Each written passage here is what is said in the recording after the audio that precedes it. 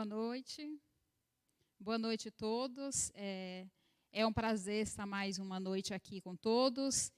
Gostaria primeiramente de agradecer pelo convite. Estou muito feliz por estar aqui mais um dia compartilhando a palavra do Senhor. Hoje a gente vai aprender um pouquinho mais sobre alguns personagens. Eu separei 10 personagens para a gente falar hoje. E o tema principal é uma pergunta. Eu adoro perguntas. E a pergunta de hoje que nós vamos estudar juntos é: quem é você? Você sabe quem você é? É interessante essa pergunta porque boa parte da população ela não consegue responder rapidamente essa pergunta. Então, hoje a gente vai aprender um pouquinho mais sobre a ótica de Deus, da palavra de Deus. Mas antes, vamos orar. Curve suas frontes, nós vamos orar. Querido Deus, grandioso Senhor, muito obrigada por nos trazer até aqui. Muito obrigado por tudo que o Senhor tem nos dado e nos fortalecido. Agora nós vamos abrir a sua palavra, a palavra de Deus. Ela é, eu sou aquilo que ela diz que eu sou, eu tenho aquilo que ela diz que eu tenho. Eu posso fazer aquilo que ela diz que eu posso fazer. A minha mente está aberta e meu coração está receptivo. Essa noite eu serei tocada e nunca mais eu serei a mesma. Amém? Muito bem, então vamos lá. Na tela vai aparecer os capítulos que eu vou passar. São bastante capítulos, então eu vou falar bem rapidinho, tá bom?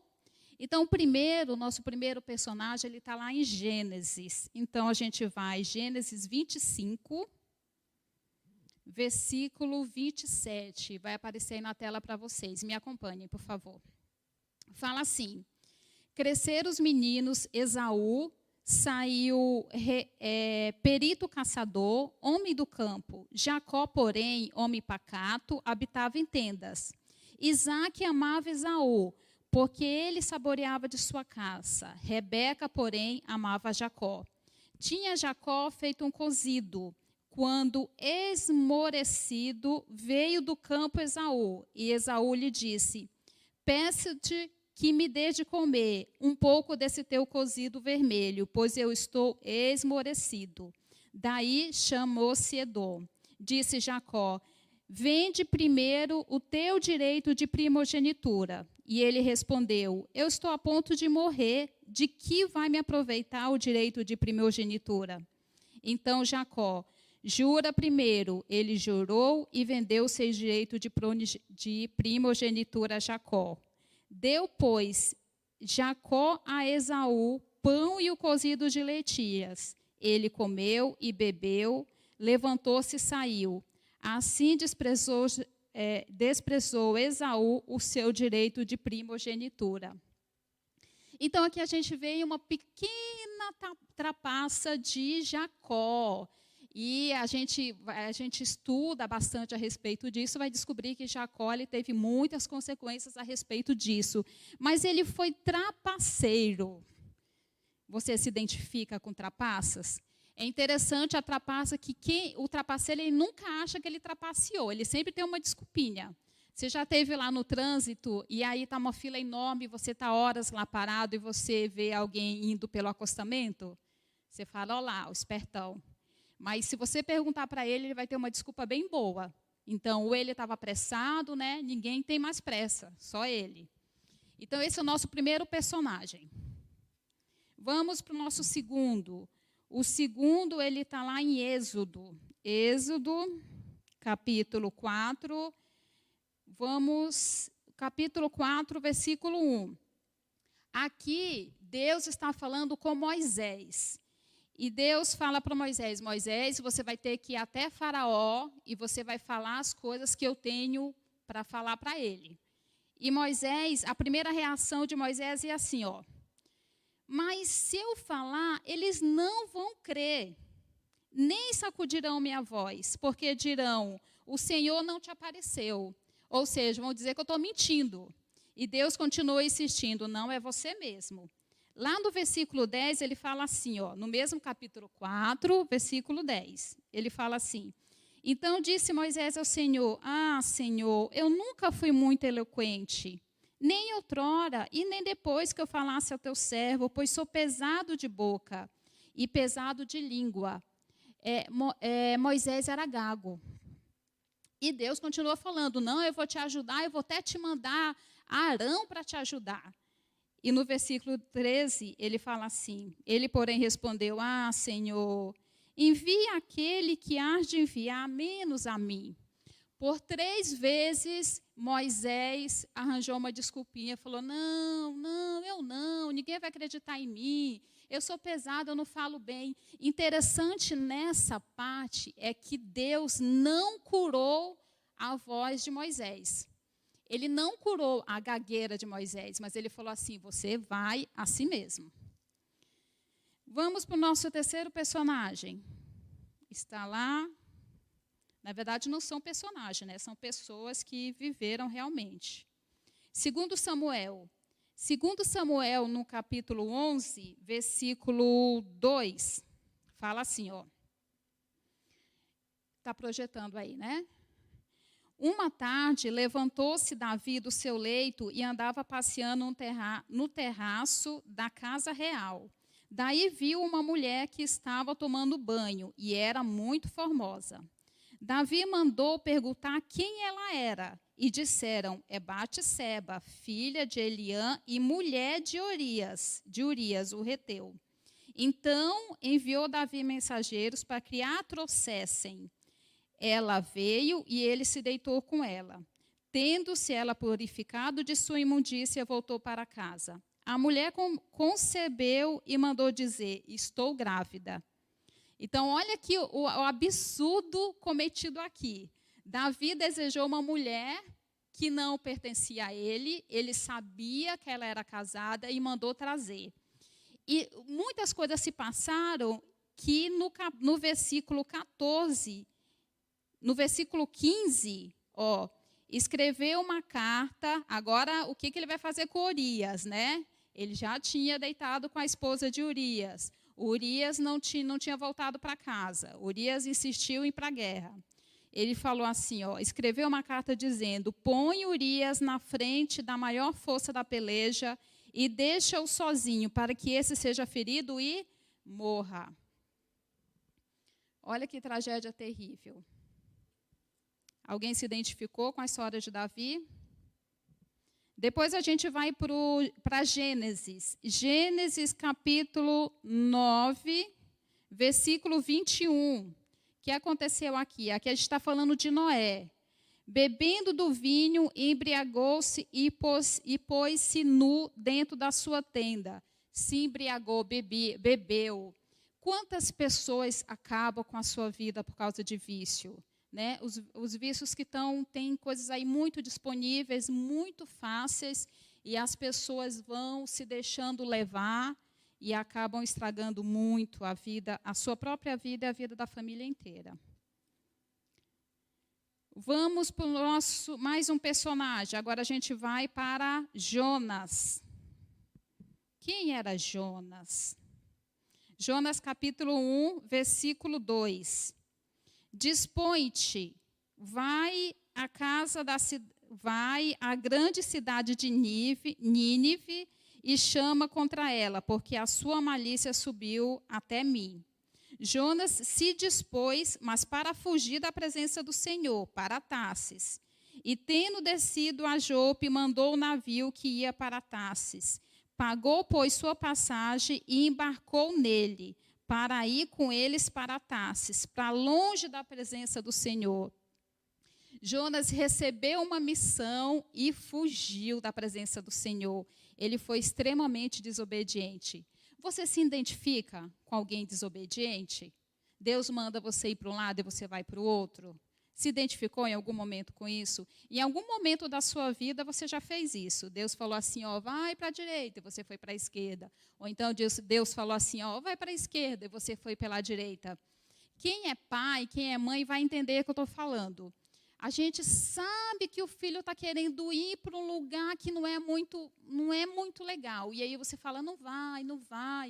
Eu sei que é perigoso, eu estou cuidando de você, eu te amo. E aí o filho vai a si mesmo. Não é triste? Não dói no coração? Agora a gente vai para Atos. Atos, capítulo 9. Está projetando aí. Saulo, respirando ainda ameaças e morte contra os discípulos do Senhor, dirigiu-se ao sumo sacerdote e lhes pediu cartas para as sinagogas de Damasco, a fim de, caso se achasse alguns que eram no caminho, assim como homens e mulheres, os levassem presos para Jerusalém. Aqui, Saulo estava cheio de ódio, né? Olha, não tinha cartas já pedindo para que ele fosse. Ele foi lá e pediu as cartas para que ele pudesse ir perseguir e matar. Eu sinto assim que essa época de quarentena, a gente tem 1 ano que a gente está passando por esse período. Eu tenho percebido coisas muito interessantes. Quem era bom ficou melhor ainda, mas quem era ruim ficou extremamente ruim. Eu vejo muito ódio, muita vontade de revidar, muito sangue fervendo, e a gente tem que fazer uma análise de nós mesmos. Será que é isso que Deus quer? Será que foi isso que Jesus pediu? Jesus pediu para você revidar ou Jesus pediu para você ser manso? É uma coisa para a gente pensar. Eu refleti bastante nesse ano que a gente ficou de quarentena. E nós que estamos tentando seguir os caminhos de Cristo, nós que queremos ser cristãos, a gente tem que pensar muito bem em toda essa loucura que está aí fora. E a nossa missão é amar, não é odiar. O ódio não vem de Deus. Então, o que eu tenho para te falar, você que está aí no seu sofazinho da sua casa, se você está cheio de ódio, você não vai ter lugar para Deus. Ele vai te transbordar. O ódio faz isso, ele te transborda e você não tem lugar para Deus. E te digo, o ódio não é de Deus. Não é de Deus. O que é de Deus é amor. Então, se você é muito colérico, se o sangue ferve e você não tem condição de ser diferente, você precisa de ajuda. Você precisa de ajuda. A gente tem ótimos psicólogos, uma terapiazinha é ótimo, vai te fazer muito bem, não é vergonha para ninguém fazer terapia, e você vai ver como que vai ser bom. Porque Jesus quer entrar no seu coração, mas se você estiver transbordando de ódio, não tem jeito, meu irmão, não tem jeito. Vigia, vigia que o fim está próximo. Nosso próximo personagem está em Lucas. Lucas, capítulo 10, versículo 40. Fala assim, está na tela.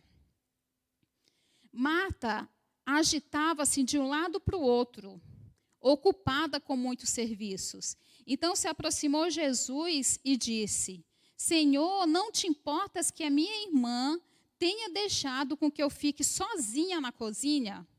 Ordena a ela que venha me ajudar.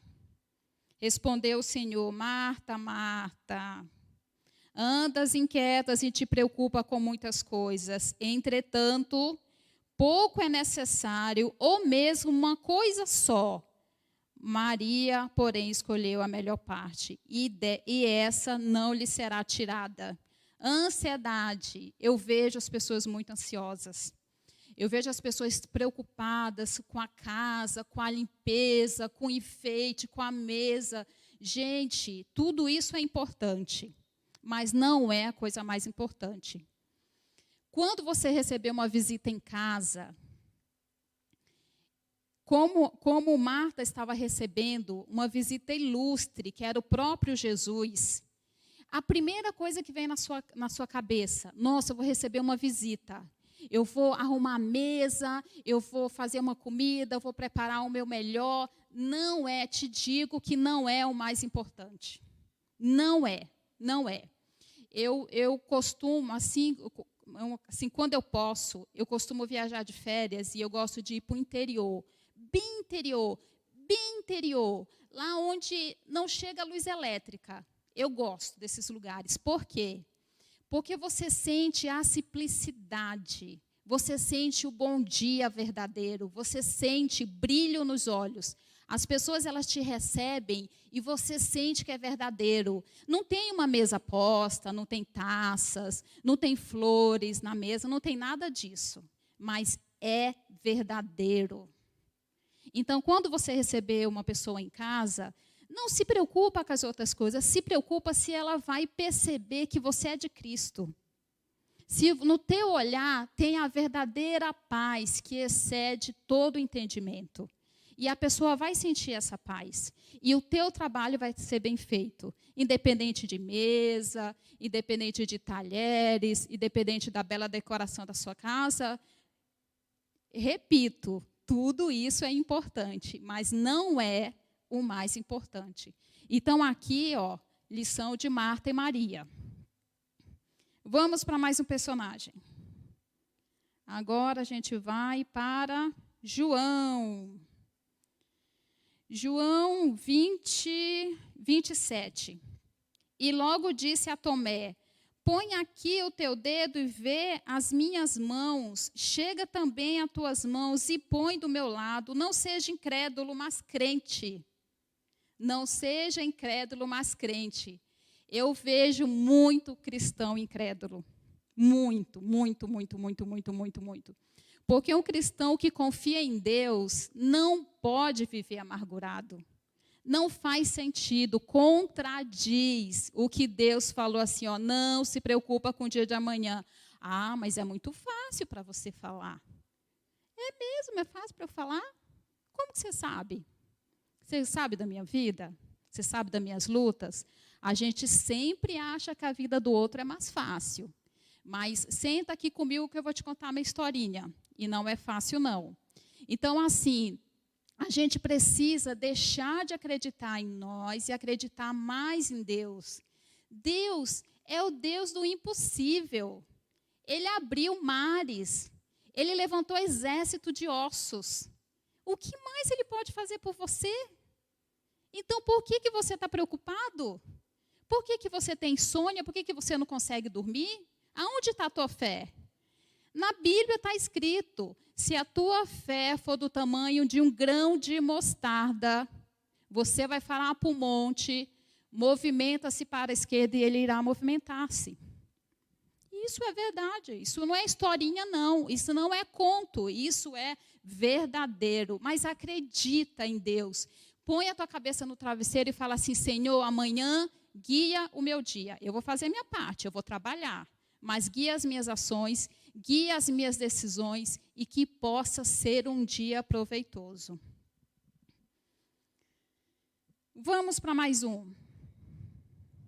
Estão se identificando? Espero que sim.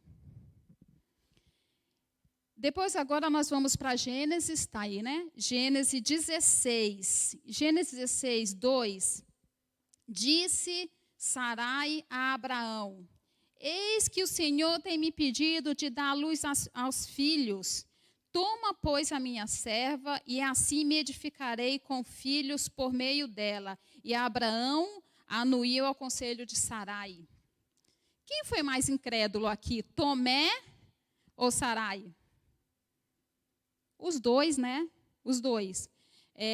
Tomé, porque não acreditou que Jesus tinha ressuscitado e teve que ir lá tocar com as próprias mãos. Mas Sara já tinha recebido a promessa.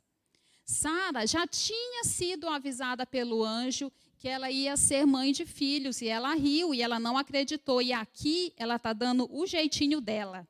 E aí, já tentaram dar o jeitinho brasileiro? Ah, eu oro tanto para Deus, eu oro e não está acontecendo. Não sei o que tem de errado. O que tem de errado é minha oração? O que tem de errado? Gente, quanto tempo você está esperando? Sabe quanto tempo Noé ficou construindo a arca? Alguém tem ideia? Se eu não me engano, foi uns 100 anos. 100 anos. Quanto tempo você está orando?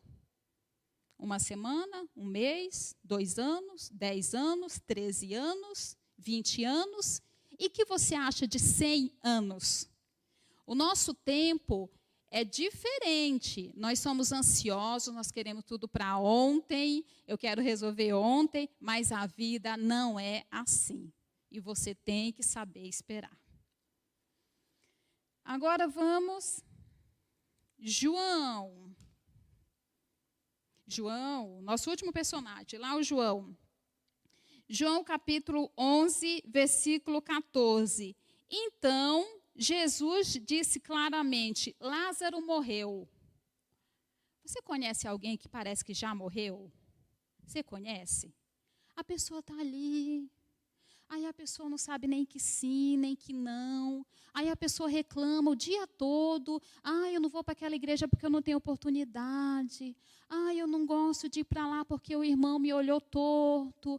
Eu não... Olha, eu não estou falando de ninguém. Não é pessoal para ninguém. Eu estou falando que você precisa olhar para Cristo.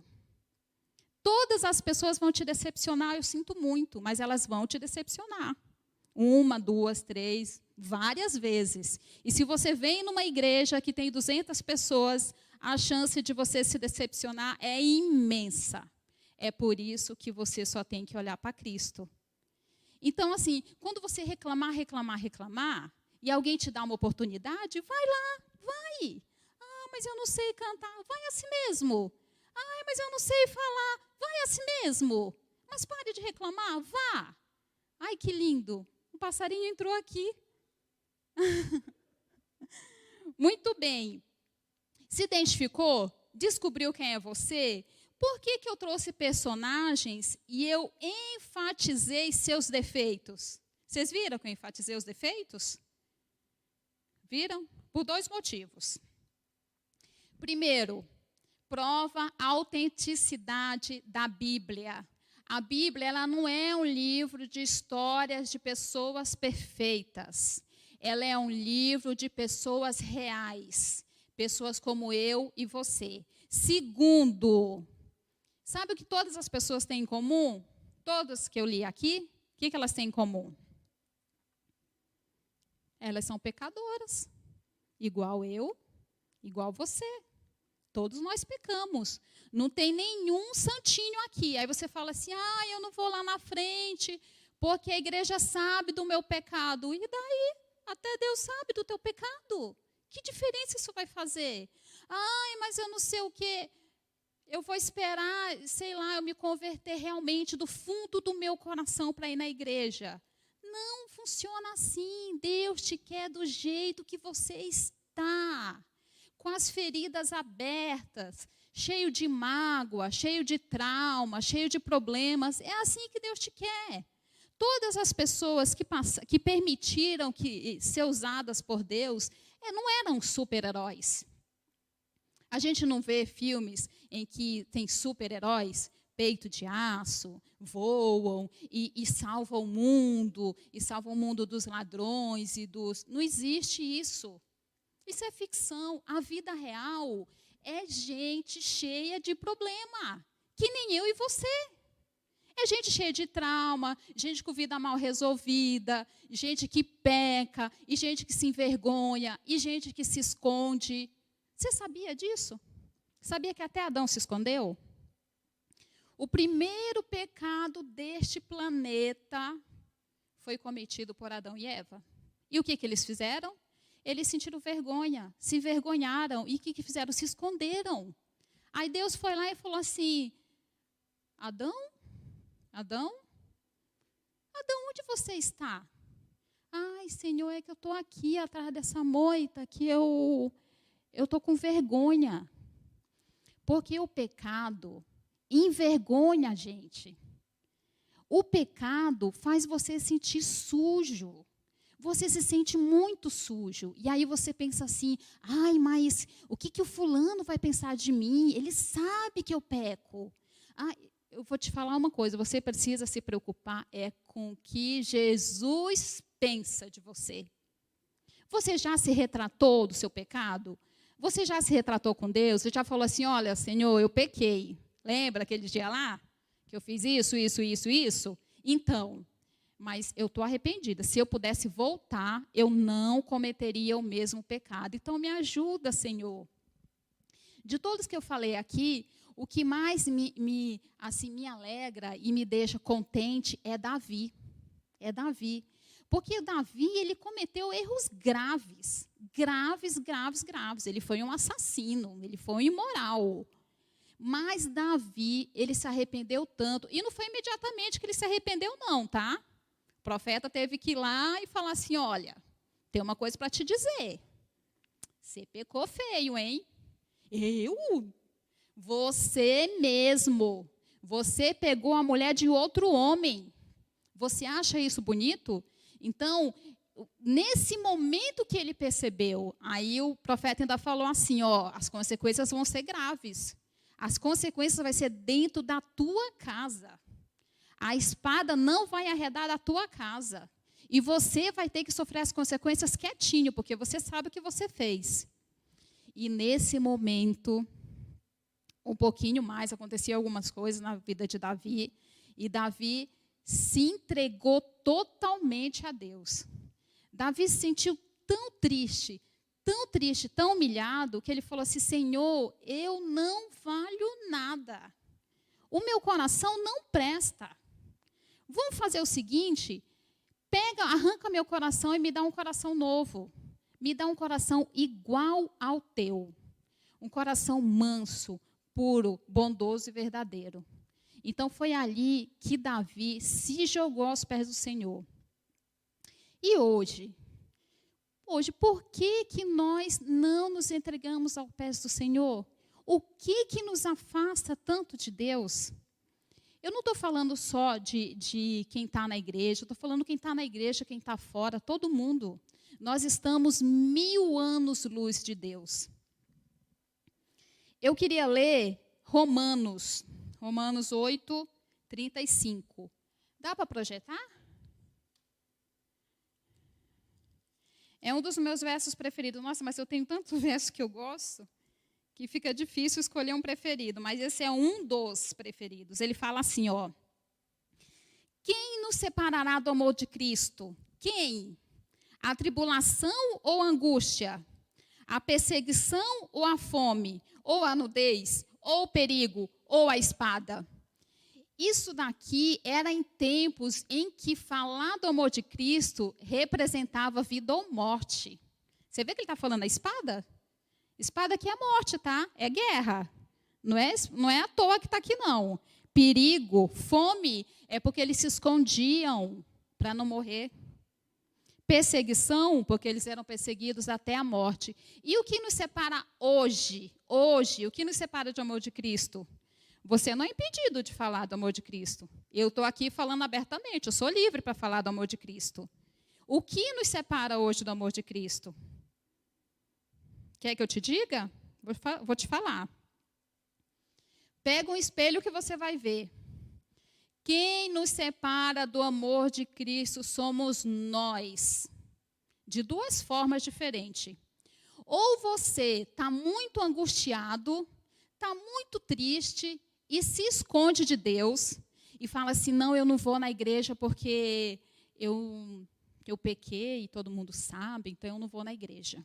Ou então você fala assim, eu não vou na igreja não porque eu não gosto lá do que eles falam e tal, não me sinto bem, não vou na igreja. O inimigo, ele vai fazer você sentir cada vez mais sujo. Cada vez mais sujo. E Deus, o que Ele tem para te dizer é que Ele te quer do jeito que você está. Ele está falando, vem, segura na minha mão que eu te ajudo. Vem, eu não desisto de você. E mesmo que você falar não, como falou Moisés 3 vezes, Ele vai atrás de você aonde você estiver. E um dia Ele vai tocar o seu coração e você vai querer encontrar com Ele. Outra coisa que nos separa do amor de Cristo é o nosso ego. Esse é até mais perigoso.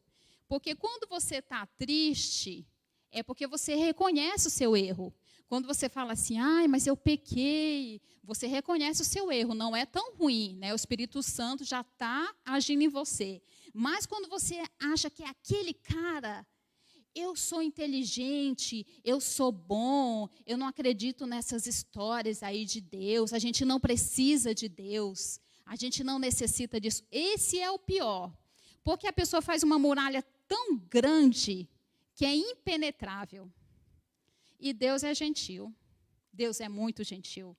Ele nunca vai invadir essa muralha. Ele nunca vai adentrar uma coisa que você não permite. Então, o ego ainda é o pior. Você já viu aquela pessoa que fala assim, eu não vou na igreja porque eu gosto de fazer as coisas do meu jeito. Aí eu chego lá, as pessoas querem fazer cada um do seu jeito. Gente, nós somos uma equipe. Ninguém faz nada sozinho. Olha quantas pessoas tem aqui. A gente precisa estar junto para a gente fazer qualquer coisa. Mas eu não vou lá e a pessoa não faz do jeito que eu quero. A pessoa quer fazer. Sim, deixa o teu ego para trás e venha com humildade. Venha com humildade. Jesus foi humilde. Jesus tinha todo o poder, o próprio Filho de Deus. E ele veio com tanta humildade. Ele conviveu com Judas do lado dele. Você conviveria com Judas? Quanto tempo você ia conviver com Judas, sabendo que ele ia te trair? Você conseguiria conviver? Pois te digo que Jesus veio para te mostrar que é possível conviver. É possível conviver com Judas, mesmo sabendo que ele vai te trair. Mas para isso, meu amigo, minha amiga, meu irmão, você precisa se achegar a Deus. E precisa se achegar a Deus com muita humildade, com o coração aberto. Se encha de paz nesse dia, porque Jesus está falando, eu te amo, eu te quero perto de mim, eu tenho tanto amor para te dar, eu tenho tantos projetos para te contar, tem tanta coisa que eu gostaria de fazer por você, mas você precisa aceitar. O meu amor é de graça, eu não quero nada em troca, nada, absolutamente nada. Eu só quero o seu coração. Nada mais. E você não precisa ser perfeito, você não precisa saber falar bem. Você vê que eu tenho dificuldade com a fala, né? De vez em quando ela trava. Meu pai era gago, então de vez em quando eu travo. Mas não tem problema, a gente está aqui. A gente está aqui. Então venha você também, abra esse seu coração, deixa as coisas do passado, te entrega para Deus, fala, Senhor, faz que nem Davi. Senhor, eu não tenho nada, eu não sou nada, eu não tenho nada para te oferecer. Só o meu coraçãozinho cheio de problema. Então, o Senhor me aceita? O Senhor me aceita? E venha que você vai ser feliz. Então, era isso, gente. Quem é você? Eu espero que você tenha se identificado. Se você se identificou como um pecador, parabéns, eu também sou. Vamos juntos nessa caminhada que não é fácil, mas é uma caminhada para o céu. Eu espero que a gente possa se encontrar e lá no céu a gente dá belas risadas de tudo isso, de tudo que a gente passou aqui. Combinado? Estamos juntos? Então, ok. Muito bem, agora a gente vai cantar um hino. Eu gostaria muito, muito, muito que você refletisse nesse hino, porque é um hino que é uma oração. E é justamente sobre a história de Davi. Tudo bem? Então vamos cantar.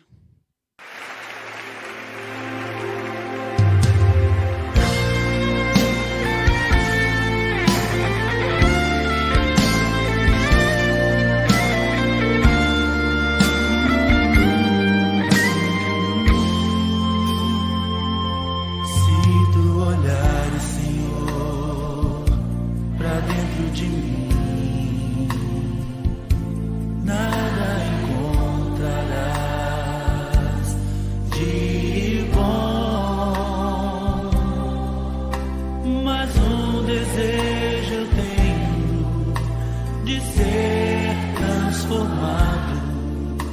Preciso tanto do teu perdão, dá-me um novo coração.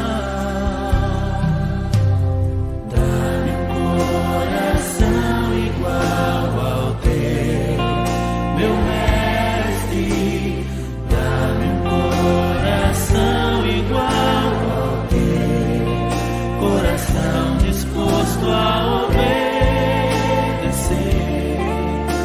cumprir todo o teu querer, dá-me um coração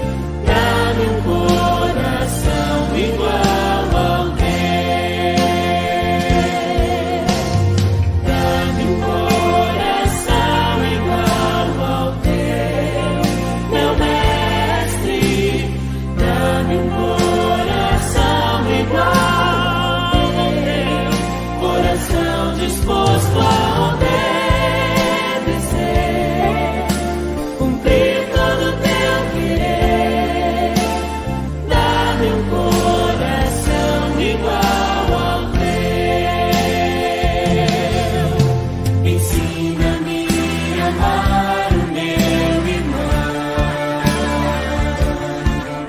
a olhar com teus olhos, perdoar com teu perdão.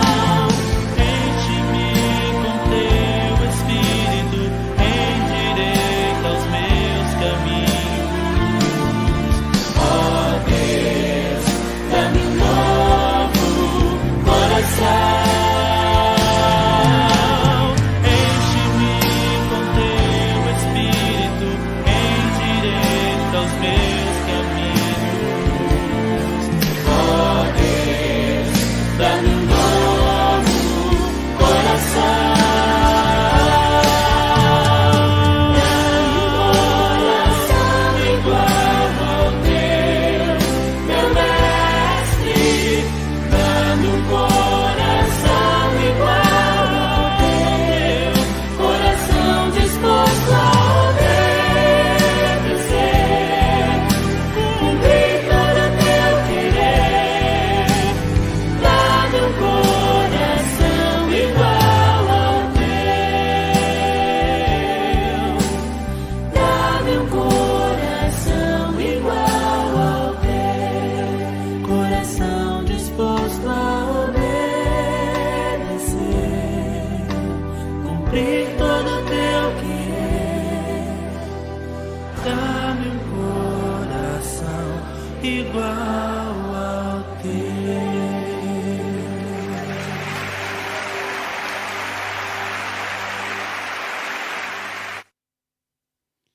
Dai-me, Senhor, um coração igual ao teu. Linda, linda. Vamos orar? Querido Deus, grandioso Senhor, muito obrigado pela sua palavra nessa noite. Que nós possamos refletir sobre o quanto nós somos e quanto nós estamos perto do Senhor. Que o Senhor possa fazer essa transformação, esse processo de transformação em nós. Que nós possamos ser mais mansos, tranquilos, bondosos, mais parecidos com o Senhor Jesus. Nos ajude nessa caminhada, Senhor. Nos ajude nessa tarefa. É isso que pedimos e já te agradecemos. Em nome de Jesus. Amém.